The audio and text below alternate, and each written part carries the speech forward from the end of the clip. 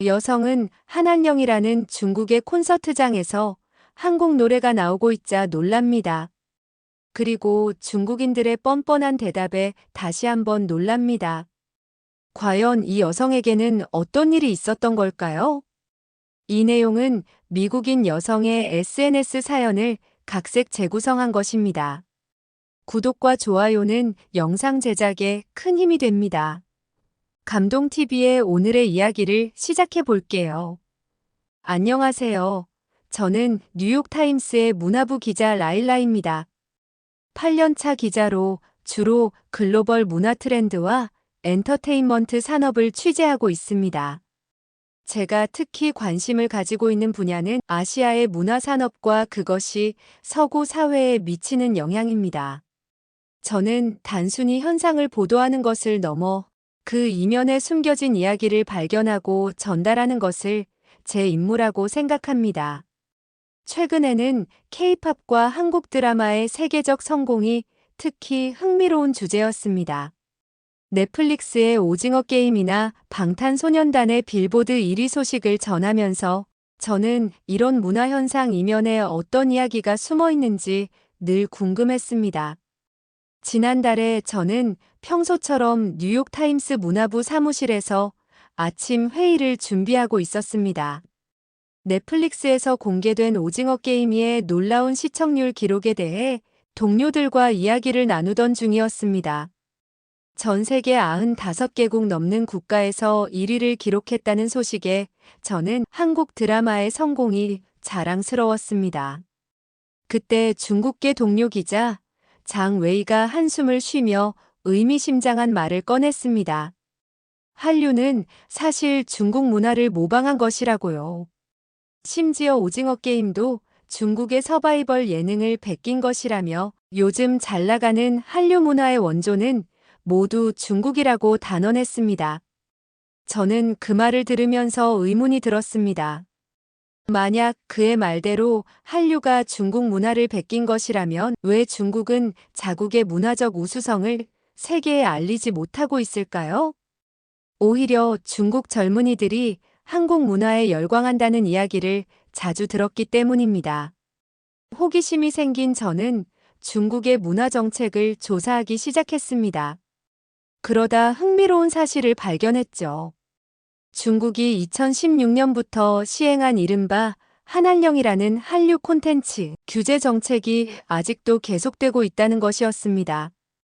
더 놀라운 것은 사드 배치로 시작된 한한령이 이제는 사드 문제가 거의 해결됐음에도 유독 문화 콘텐츠 분야에서만 계속되고 있다는 점이었습니다. 경제, 무역, 관광 등 다른 분야의 제재는 모두 풀렸는데 왜 문화 콘텐츠만큼은 아직도 규제하고 있는 걸까요? 저는 이 의문을 풀기 위해 본격적인 취재를 시작하기로 마음먹었습니다. 편집장에게 이 주제로 특집 기사를 써보고 싶다고 제안했고 다행히 승인을 받았습니다. 그날 저녁 집으로 돌아가는 길에 장 웨이의 말이 자꾸 머릿속을 맴돌았습니다. 한류가 정말 중국 문화의 모방이라면 왜 중국은 자국민들에게까지 한류를 금지하고 있는 걸까요? 이 모순적인 상황 속에 어떤 진실이 숨어 있는지 저는 꼭 밝혀내고 싶었습니다. 취재를 시작하면서 저는 이 이야기가 단순한 문화, 콘텐츠 규제 정책 이상의 의미를 가지고 있다는 것을 직감했습니다. 그리고 이 취재가 저를 어떤 놀라운 발견으로 이끌지 그때는 전혀 예상하지 못했습니다. 한한령의 실체를 파악하기 위해 저는 먼저 컬럼비아 대학의 마이클 박사를 찾았습니다. 한중 관계 전문가인 그는 20년 넘게 동아시아의 문화 정책을 연구해온 전문가였습니다.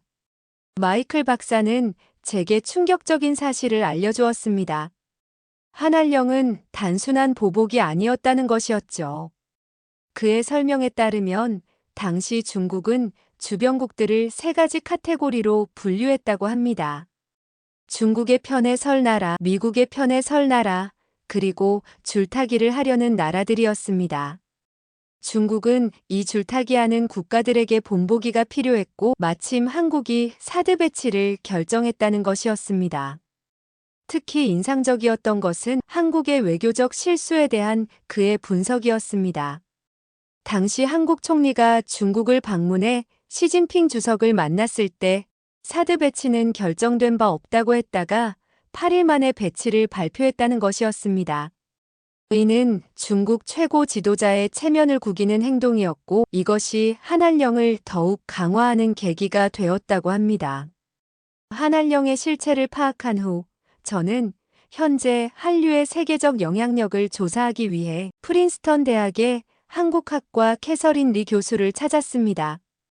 그녀가 보여준 데이터는 놀라웠습니다. 미국의 음원 스트리밍 서비스에서 영어와 스페인어 다음으로 많이 재생되는 언어가 한국어였던 것입니다. 캐서린 교수는 이것이 전례 없는 현상이라고 설명했습니다. 보통 문화 강국이라고 하면 영국, 프랑스, 일본 같은 나라들을 떠올리는데 지금 미국의 젊은이들 사이에서는 한국어가 프랑스어나 일본어보다 더 많이 들린다는 것이었습니다. 실제로 뉴욕 타임스퀘어나 워싱턴 DC의 거리에서 한국 노래에 맞춰 춤추는 젊은이들을 쉽게 볼 수 있게 되었다고 합니다. 더욱 놀라운 것은 언어 학습 분야였습니다. 미국 대학에서 한국어 수업 신청률이 폭발적으로 증가하고 있었고 이탈리아에서는 25년간 한국 문학을 번역해 온 원어민 교수가 있을 정도로 한국 문화에 대한 관심이 높아졌다고 합니다. 취재를 하면서 저는 한한령이라는 중국의 규제 정책이 오히려 한류를 세계로 밀어내는 결정적인 계기가 되었다는 것을 깨달았습니다. 중국이라는 거대 시장을 잃은 한국의 문화산업이 새로운 활로를 찾아 전 세계로 눈을 돌렸고 결과적으로 이것이 한류의 진정한 세계화를 이끌어냈던 것입니다. 마이클 박사의 마지막 말이 아직도 제 귀에 맴돕니다. 그는 중국이 한류의 영향력을 가장 두려워하는 이유는 경제적 피해는 감수할 수 있지만 자국민의 마음이 한국으로 기울어지는 것은 더 큰 위협이기 때문이라고 했습니다. 이 말을 들으며 저는 문화가 가진 힘이 얼마나 강력한지 다시 한번 실감할 수 있었습니다. 취재를 진행하면서 저는 한한령이 가져온 예상치 못한 결과들을 발견하게 되었습니다. 한국문화산업진흥원의 김지원 이사와의 인터뷰는 특히 흥미로웠습니다. 김 이사는 2010년대 초중반 한국의 문화 콘텐츠 산업이 중국 시장에 지나치게 의존적이었다고 설명했습니다. 일부 기업들은 중국 시장 매출이 국내 매출을 넘어설 정도였다고 합니다. 더 충격적인 것은 중국의 검열을 통과하기 위해 자체 검열까지 하는 상황이었다는 점이었습니다. 그러나 한한령이 시작되면서 모든 것이 바뀌었습니다. 생존을 위해 새로운 시장을 찾아야 했던 한국의 엔터테인먼트 기업들은 활로를 찾아 전 세계로 눈을 돌렸습니다. 음악 산업은 미국과 유럽 시장을 본격적으로 공략하기 시작했고 드라마와 영화는 넷플릭스 같은 글로벌 OTT 플랫폼을 통해 전 세계 시청자들과 만나기 시작했습니다. 특히 코로나19 팬데믹은 한류에게 또 다른 기회가 되었다고 합니다. 전 세계 사람들이 집에 머무는 동안 넷플릭스의 시청 데이터를 보면 사랑의 불시착, 이상한 변호사, 우영우, 슬기로운 의사생활 같은 한국 드라마들의 시청률이 폭발적으로 증가했다고 합니다. 김 이사는 의미심장한 말을 덧붙였습니다.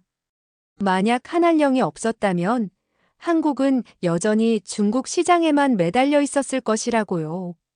실제로 대만의 사례를 보면 자국보다 중국 매출이 더 커지면서 결국 연예계가 중국에 흡수되다시피 했다고 합니다. 한한령은 한국 문화산업에게 전화위복이 된 셈이었습니다. 이렇게 위기를 기회로 전환한 한국 문화산업의 저력을 보면서 저는 깊은 인상을 받았습니다. 거대 시장을 잃은 충격이 오히려 더 넓은 세계로 나아가는 발판이 되었다는 사실이 놀라웠습니다. 그리고 이것이야말로 한류의 진정한 힘이 아닐까 하는 생각이 들었습니다. 중국 현지 취재를 위해 베이징에 도착한 첫날, 저는 충격적인 광경을 목격했습니다. 현지 가이드의 안내로 찾은 대형 공연장에서 K-팝 콘서트가 열리고 있었기 때문입니다. 표면적으로는 한류를 비난하면서도 버젓이 한국 아이돌의 노래와 안무를 그대로 사용하고 있었습니다. 더 놀라운 것은 이 공연이 한국 기획사나 가수들과는 전혀 관련 없는 중국에서 무단으로 진행되는 공연이었다는 점입니다. 저작권료는커녕 허가도 받지 않은 채 마치 당연하다는 듯이 진행되고 있었습니다. 주최 측에 허가나 저작권에 대해 물어보자 그들은 오히려 당황스러워하며 이건 단순한 팬들의 모임일 뿐이라며 얼버무렸습니다. 이런 뻔뻔한 태도에 저는 할 말을 잃었습니다. 이러한 모순적인 상황을 더 깊이 파악하기 위해 베이징의 한 방송국을 찾았습니다. 그곳에서 만난 15년차 예능 PD 왕린과의 대화는 더욱 충격적이었습니다. 그가 보여준 중국의 최신 예능 프로그램들은 한국의 인기 프로그램을 거의 복사 붙여넣기 수준으로 베낀 것이었습니다. 런닝맨을 그대로 베낀 달려라, 형제들, 나는 가수다를 복제한 나는 가수 등은 포맷뿐만 아니라 세트장 구성, 카메라 앵글, 자막 스타일, 심지어 게임 규칙까지 똑같았습니다. 하지만 아이러니하게도 이렇게 노골적인 모방에도 불구하고 완성도는 현저히 떨어져 보였습니다. 마치 레시피는 똑같이 따라했지만 맛은 전혀 다른 요리처럼 말입니다. 왕린 PD는 창의적인 제작을 하고 싶어도 할 수가 없다며 깊은 한숨을 내쉬었습니다. 검열이 그들의 발목을 잡고 있었기 때문이라고 했습니다. 연예인의 복장부터 시작해서 대화 내용, 심지어 게스트의 발언까지 모두 사전 검열을 받아야 했습니다. 남자 배우들의 귀걸이는 모자이크 처리해야 했고 타투가 있는 출연자는 아예 출연이 제한된다고 합니다. 가장 아이러니한 것은 한국 콘텐츠를 그토록 노골적으로 베끼면서도 공식적으로는 한류 콘텐츠를 규제하고 있다는 점이었습니다. 저는 이런 이중적인 태도가 이해되지 않았습니다. 한 중국 방송 관계자는 우리도 알아요. 베끼는 게 부끄럽죠. 하지만 검열 때문에 창의적인 시도를 할 수 없어요라며 자조적으로 말했습니다. 그러나 저는 이 이야기를 들으면서 한국 문화를 무시하는 중국이 창의성이 없기 때문이라는 생각을 하게 되었습니다. 드라마 제작 현장도 비슷한 상황이었습니다. 한 드라마 작가는 역사물의 경우 시나리오 검열만 3번을 거쳐야 하고 현대물도 소재에 제한이 많다고 털어놓았습니다. 학교 폭력, 이혼, 외도 같은 현실적인 소재는 다루기 어렵다는 것이었습니다. 결과적으로 한국 드라마의 포맷을 베끼면서도 정작 그들이 가진 핵심적인 매력은 살리지 못하고 있었습니다. 이러한 현상을 지켜보면서 저는 중국의 모순적인 태도에 대해 깊이 고민하게 되었습니다. 한류를 금지하면서도 노골적으로 베끼려 하고 저작권은 무시한 채 자국의 이익만을 추구하는 모습이 과연 문화 강대국을 자처하는 국가의 태도로 적절한 것인지 의문이 들었습니다. 한 달간의 취재를 마치고 돌아와 제가 쓴 기사가 뉴욕타임스에 실렸습니다. 한한령의 역설 중국의 문화전쟁이 만들어낸 글로벌 한류라는 제목의 이 기사는 예상보다 큰 반향을 일으켰습니다. 제가 취재를 통해 밝혀낸 것은 한한령이라는 중국의 규제 정책이 오히려 한류를 세계적 문화 현상으로 만드는 데 기여했다는 아이러니한 사실이었습니다. 중국 시장의 폐쇄는 한국 문화 산업이 더 넓은 세계 시장으로 눈을 돌리게 만들었고 이는 결과적으로 한류의 진정한 세계화를 이끌어냈던 것입니다.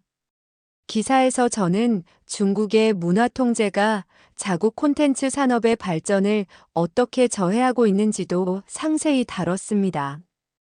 과도한 검열과 규제로 인해 창의성이 억압되는 현실, 그리고 그 결과로 한국 콘텐츠를 노골적으로 모방하면서도 그 핵심적인 매력은 살리지 못하는 모순적인 상황을 지적했습니다. 그리고 한국 아이돌 가수의 노래를 하는 중국 가수의 콘서트가 저작권도 지키지 않으면서 돈을 벌고 그런 콘서트가 엄청나게 유행하고 있는 현상에 대해서도 썼습니다. 또한 취재를 하면서 알게 된 한국의 위인으로 유명한 김구 선생님의 대표적인 문화 관련된 내용을 기사에 추가하였습니다. 나는 우리나라가 세계에서 가장 아름다운 나라가 되기를 원한다. 가장 부강한 나라가 되기를 원하는 것은 아니다. 내가 남의 침략에 가슴이 아팠으니 내 나라가 남을 침략하는 것을 원치 아니한다. 우리의 부력은 우리의 생활을 풍족히 할 만하고 우리의 강력은 남의 침략을 막을 만하면 족하다니. 오직 한없이 가지고 싶은 것은 높은 문화의 힘이다. 문화의 힘은 우리 자신을 행복되게 하고 나아가서 남에게 행복을 주기 때문이다. 이 유명한 말씀은 그의 자서전 백범일지에서 발췌한 것으로 문화의 중요성과 그 가치를 잘 보여줍니다. 김구 선생님은 단순한 군사력이나 경제력보다 문화의 힘이 더 중요하다고 보았으며 문화를 통해 한국과 세계가 함께 행복해질 수 있다고 믿었습니다. 또한 오직 한없이 가지고 싶은 것은 높은 문화의 힘이다라는 구절은 오늘날까지도 자주 인용되며 한국의 문화 정책과 발전 방향을 설정하는 데 중요한 지침이 되고 있습니다. 군사력이나 경제력보다 문화의 힘을 더 중요하게 여기고 평화롭고 품격 있는 문화 강국을 지향했던 한국의 정신을 보여주는 내용이라 할 수 있습니다. 기사가 나간 후 예상치 못한 일들이 벌어졌습니다. 먼저 중국 정부는 공식 매체를 통해 제 기사를 왜곡된 시각이라고 비난했습니다. 하지만 역설적이게도 이런 반응이 오히려 제 기사의 신뢰도를 높이는 결과를 가져왔습니다. 가장 큰 변화는 사무실에서 일어났습니다. 처음 이 취재를 시작하게 했던 중국계 동료 기자 장 웨이는 더 이상 제게 말을 걸지 않았습니다. 복도에서 마주칠 때면 고개를 돌리거나 다른 길로 돌아가곤 해서 저를 피한다는 걸 알 수 있었습니다. 그의 이런 반응이 안타까웠지만 저는 제가 밝혀낸 진실을 숨길 수는 없었습니다. 반면 세계 각지의 문화평론가들과 언론인들로부터 많은 반응이 왔습니다. 그들은 한류가 단순한 문화 현상을 넘어 하나의 새로운 글로벌 스탠다드가 되어가고 있다는 제 분석에 동의했습니다. 특히 정치적 규제나 검열이 오히려 문화의 자연스러운 전파를 촉진할 수 있다는 제 기사의 핵심 주장은 많은 지지를 받았습니다. 취재 과정에서 만났던 프린스턴 대학의 캐서린 교수가 보내온 이메일이 특히 기억에 남습니다. 그녀는 제 기사가 문화전쟁 시대의 검열과 규제의 한계를 잘 보여주었다고 평가했습니다. 문화는 정치적 장벽을 뛰어넘어 자연스럽게 전파되며 오히려 규제가 그 확산을 더욱 강화할 수 있다는 것이었습니다. 이번 취재를 통해 저는 한류가 왜 그토록 강력한 문화 현상이 될 수 있었는지 이해하게 되었습니다. 그것은 단순히 뛰어난 콘텐츠 때문만이 아니었습니다. 위기를 기회로 전환할 줄 아는 유연성, 검열과 규제를 뛰어넘는 창의성, 그리고 무엇보다 자유로운 표현과 소통을 통해 사람들의 마음을 움직이는 진정성이 있었기 때문입니다. 지금도 중국의 한한령은 계속되고 있습니다. 하지만 이제 저는 확신할 수 있습니다. 어떤 정치적 규제도 문화의 자연스러운 흐름을 막을 수는 없다는 것을, 그리고 그것이 바로 한류의 진정한 힘이라는 것을 말입니다. 이번 취재를 마무리하며 저는 몇 가지 중요한 시사점을 발견했습니다. 첫째, 한한령이 역설적으로 한류의 글로벌화를 촉진했다는 점입니다. 사드 배치에 대한 보복으로 시작된 중국의 규제는 한국 문화 산업이 중국 시장 의존에서 벗어나 세계로 나아가는 전환점이 되었습니다. 마치 새가 둥지를 떠나 더 넓은 하늘을 향해 날아오르는 것처럼 한류는 제한된 시장의 울타리를 벗어나 전 세계인의 사랑을 받는 문화가 되었습니다. 둘째, 중국의 자국 문화 산업이 직면한 한계를 확인할 수 있었습니다. 과도한 검열과 규제는 창의성을 저해했고, 이는 결과적으로 자국 콘텐츠의 경쟁력 약화로 이어졌습니다. 베이징의 그 방송국에서 만난 PD의 한숨 섞인 고백이 아직도 귓가에 맴돕니다. 아무리 뛰어난 기술과 자본을 가지고 있다 해도 창작의 자유가 없다면 진정한 문화 강국이 될 수 없다는 교훈을 얻었습니다. 셋째, 정치적 규제를 넘어서는 문화의 힘을 목격했습니다. 중국 정부가 아무리 한류를 막으려 해도 젊은이들은 자신만의 방법으로 한국 문화를 즐기고 있었습니다. VPN을 통해 한국 드라마를 시청하고 비공식 팬덤을 형성하며 때로는 불법적인 방법으로라도 한류 콘텐츠를 소비하고 있었습니다. 이는 문화가 가진 힘이 정치적 장벽을 얼마나 쉽게 뛰어넘을 수 있는지를 보여주는 증거였습니다. 마지막으로 위기를 기회로 전환한 한국 문화 콘텐츠 산업의 저력이 인상적이었습니다. 중국이라는 거대 시장을 잃은 위기 상황에서도 한국은 새로운 기회를 창출해냈습니다. 넷플릭스와 같은 글로벌 플랫폼을 적극 활용하고 다양한 국가의 문화적 특성을 이해하며 세계 시장에 맞는 콘텐츠를 제작해낸 것입니다. 취재를 마치며 저는 깨달았습니다. 진정한 문화의 힘은 통제나 규제가 아닌 자유로운 교류와 창의성에서 나온다는 것을요. 한류는 그 사실을 증명하는 가장 강력한 예시가 되었습니다. 그리고 아이러니하게도 이 모든 것을 가능하게 만든 것은 다름 아닌 중국의 한한령이었습니다. 문화는 정치적 규제나 이념의 장벽을 뛰어넘어 결국 사람들의 마음을 움직이는 힘이라는 것을 이제 저는 확신합니다.